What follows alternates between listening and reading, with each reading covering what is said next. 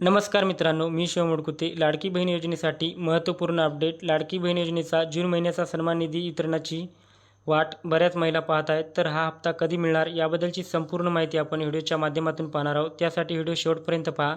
चॅनलवर नवीन असेल तर चॅनलला सबस्क्राईब करून ठेवा. असेच नवनवीन व्हिडिओ तुम्हाला भेटत राहतील. तर पहा या ठिकाणी मुख्यमंत्री माझी लाडकी बहीण योजना जून महिन्याचा सन्मान निधी वितरणाची प्रक्रिया सुरू.